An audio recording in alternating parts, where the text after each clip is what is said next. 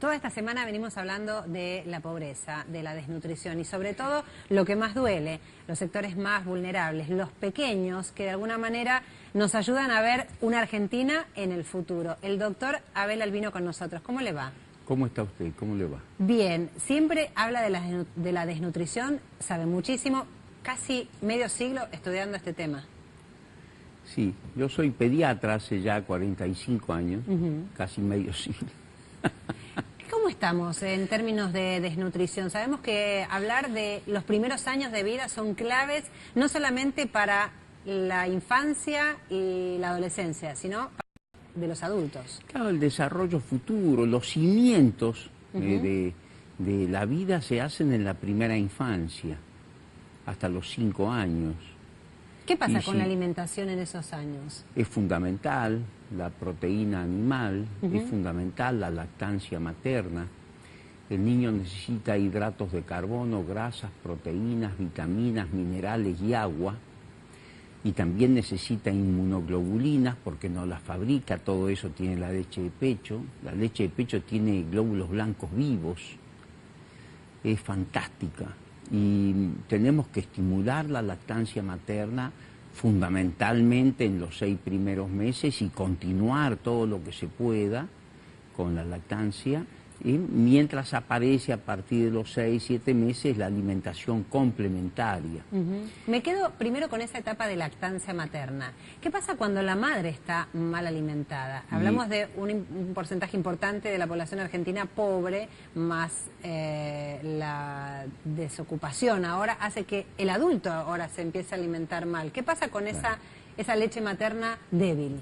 Durante muchos años se va evolucionando todo el concepto, pero se decía que el niño era un parásito perfecto. ¿Cómo es eso? Que expoliaba a la madre, le sacaba a la madre perdía el pelo, se le caían los dientes, tenía osteoporosis, se le secaba la piel, pero la calidad de la leche era óptima. Bueno, hoy se sabe que no es así. Si la madre está desnutrida, el fruto de esa mamá iba a ser un niño desnutrido, fetal. Claro. Entonces decimos, es un pretérmino, es un prematuro. No, es un desnutrido fetal. Aunque sea un chico de término, tiene un bajo peso, menor de 2,5 kilos. Eso hace que ya empiece con el pie izquierdo la pobre criatura. ¿Lo puede recuperar? Se puede recuperar si estamos dentro de los 2 primeros años. Después 24 meses tenemos ahí. Posibilidad de maniobra se va acotando. Usted piense que en el primer año, mire, el crecimiento del cerebro es tan extraordinario, el requerimiento energético y el consumo energético es tan fantástico, el niño, su cerebro pesa el 10% del peso que tiene al nacer. El recién nacido normal pesa 3 kilos. 3,2 kilos. Entonces su cerebro pesará 300 gramos. Bueno, en el prematuro, en el desnutrido fetal, en el pretérmino, su cerebro puede pesar desde 35 gramos para arriba, dice el profesor Monkeberg, que ha hecho miles de autopsias. ¿35? 35 gramos, que son 6 monedas de 1 peso. Nada. Desde 35 gramos para arriba tiene posibilidad de morir. Pero la mayoría de las autopsias que hacía él, los cerebros eran de menos de 35 gramos. Morían. Claro. De 35 gramos para arriba puede subsistir.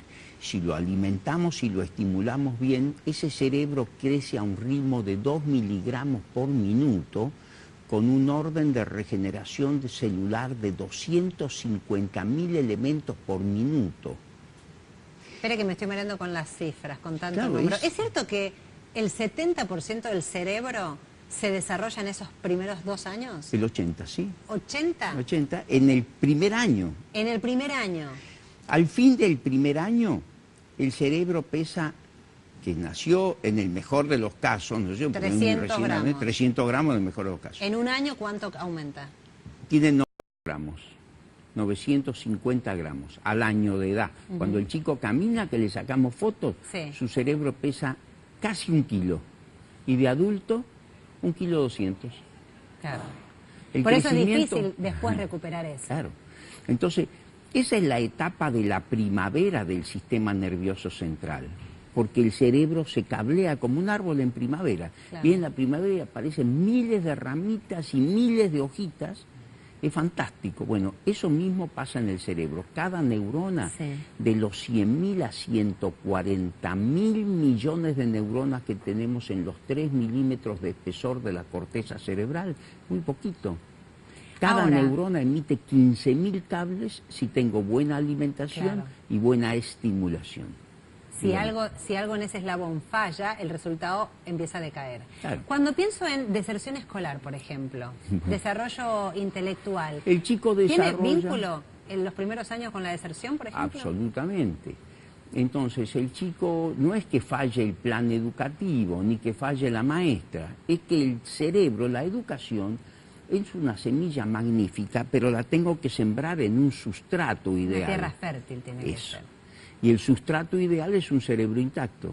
Si yo tengo un cerebro bien alimentado y bien estimulado, porque el entorno bueno, noble, generoso con el chico, hará que su cerebro se cablee más. Si yo tengo un papá que viene todos los días y lo levanta al chico y lo besa y le hace hacer tortita y le canta del payasito... Y le da comida. Y claro, le da Tiene, comida, claro. un traguito de leche y un beso necesita el Exacto. chico. Si yo no lo beso, voy con el 50% de la cosa. Le hago otro esquema. Alimentación primaria los primeros 24 meses. Que si no tiene una tierra fértil, me dice, no va a florecer. Y el delito, como un tercer eslabón. Digo, al desertar de la escuela, muchas veces las oportunidades de un futuro próspero se ven truncas. El delito, ¿qué vínculo tiene con esa malnutrición? Claro, lo que pasa es que tampoco hay que criminalizar la pobreza. No es que todos los pobres sean criminales. Usted sabe que hay ricos y hay gente aparentemente muy culta y Muy con decentes. título universitario que también están Totalmente. en eso. Pero hay un vínculo cuando las Sí. posibilidades de desarrollo no son óptimas, las capacidades para conseguir el pan para cada día también es que se hacen la difíciles. persona está condenada. Si desarrolla Claro. un cerebro en un 20, 30 o 40%, aprenden a sumar o a restar, nunca multiplicar o dividir, nunca entenderá el teorema de Pitágoras, decimos siempre, y jamás entrará a la universidad. Y con él nos quedamos todos. Claro. Pues la principal riqueza de un país es su capital humano. Y si ese capital humano está dañado, el país no tiene futuro.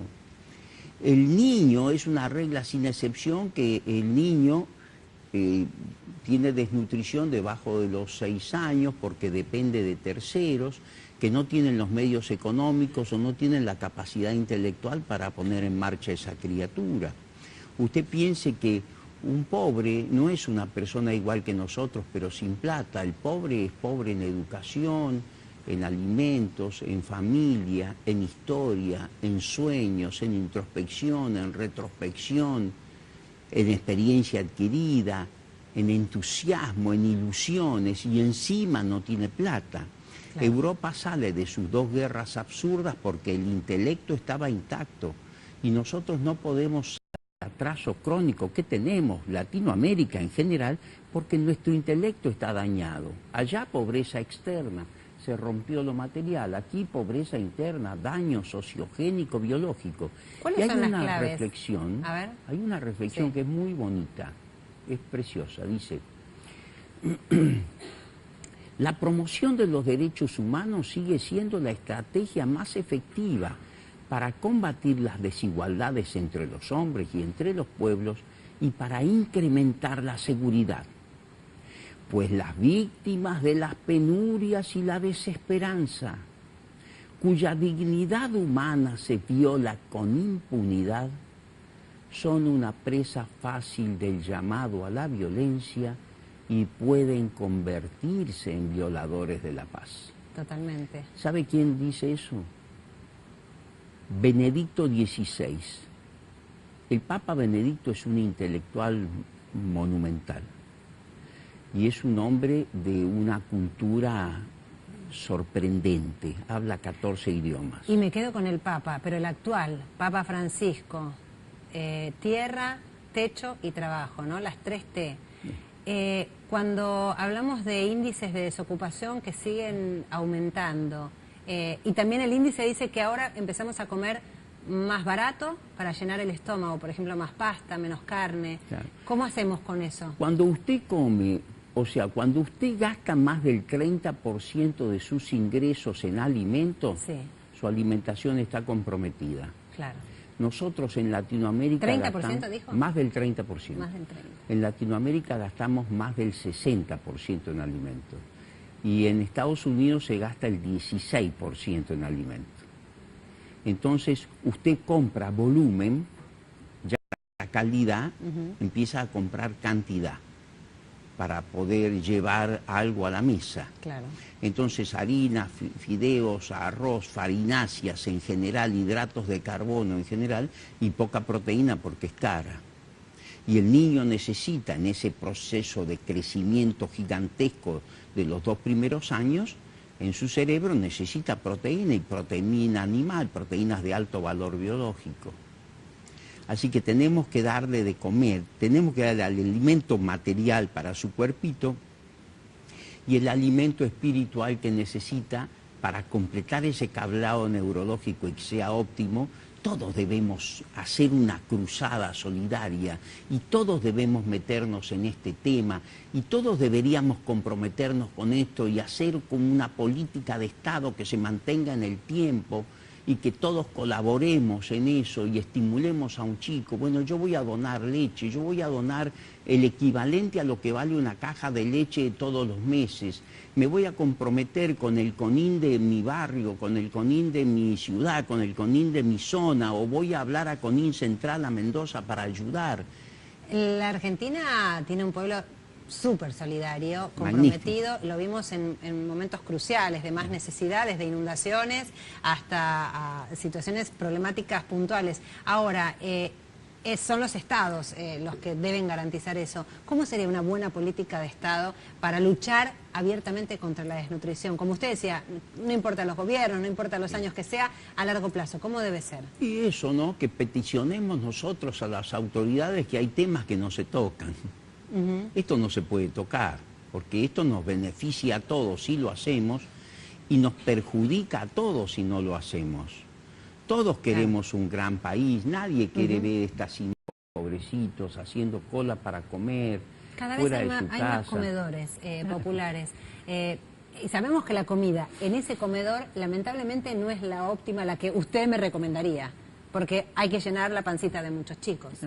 O sea que ahí empieza como a Y por bajar otra parte nutrición. comen en comedores, como que en la emergencia está muy bien eso. Claro. No está mal, no hay que criticar jamás No, una acción solidaria, totalmente. porque son buenas todas. Pero tenemos que entender que son cosas que deben ser necesariamente transitorias, porque Exacto. lo bonito, sus hijos quieren comer con usted. Es así la historia. Bueno, hay algunas familias, los adultos que van y llevan tupper grande para llevar y comerlo con la familia. ¿Es diferente el alimentarnos en un comedor que en el ámbito familiar, con Por papá, con mamá, supuesto. con los hermanitos? Lo ideal es que esté con su papá, con su mamá, con sus hermanitos. Si estamos en guerra o en inundación, bueno, Claro. comamos así en un comedor, pero si no, lo ideal es que se coma en familia, porque la familia es la única escuela de humanidad que existe. ¿Dónde aprende un varón a ser varón si no es mirando a su padre? ¿Dónde aprende una mujer a ser mujer si no es mirando a su madre?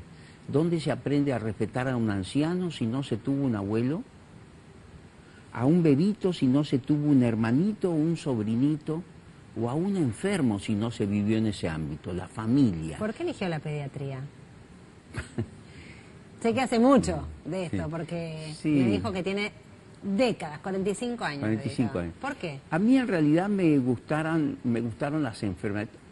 Usted estudia medicina y llega a dermatología y dice, no, esto es fantástico, voy a ser dermatólogo. ¿En serio? Después al año siguiente hace ginecología y queda con la boca abierta, porque ginecología tiene clínica, tiene cirugía, tiene endocrinología.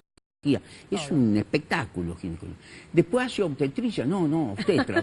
Después hace cirugía y dice, no, Ya esto está. es lo que quiero. ¿Y entonces? Bueno, hasta que hice yo enfermedades infecciosas y fue la época de la última epidemia de polio en Tucumán y vino el profesor Albert Sabin, benefactor de la humanidad, donó sus derechos de autor a todos los países del mundo para que la vacuna sea gratuita, no cobró un centavo. Es una cosa maravillosa. Y llegó a Tucumán traído por mi profesor, el doctor Juan Francisco Villalonga, notable médico tucumano, notabilísimo. Y ahí vi la última epidemia de polio. Entonces cuando terminé, rendí mi última materia infecciosa, dije, profesor, quiero hacer infecciosa. Bueno, entonces empezar con pediatría, dijo. No, le dije, yo infecciosa quiero hacer. Directo, claro. No, dijo él, tenés que ser pediatra, porque el pediatra tiene un manejo natural de la infectopatología. Otitis, bronquitis, neumonía, neumonitis, sarampión, varicela, rubiola, etc. Toda la patología fundamental del niño es infecciosa. Después de ver todo lo que vio en estos años, ¿cambiaría de especialidad? No, ¿No? Yo sería médico de niños de vuelta. Sí. Me encanta, amo eso. Doctor, se nos acabó el tiempo, pero le prometo que en otra oportunidad vamos a seguir hablando. Pero hablamos un poco de nutrición. Sí. Una sola cosa entonces. Hagamos una cruzada, ayúdenos. Que el intendente que tenga chicos desnutridos nos convoque. Que la familia que tenga chicos desnutridos nos convoque. Que busquen el CONIN de su zona. Que donen, que ayuden, que se sumen. Que hablen, se metan en la página www.org.ar y que aporten. Voy a donar el equivalente a una caja de leche, voy a donar una caja de leche, voy a ir como voluntario a enseñarle música a los chicos, algo.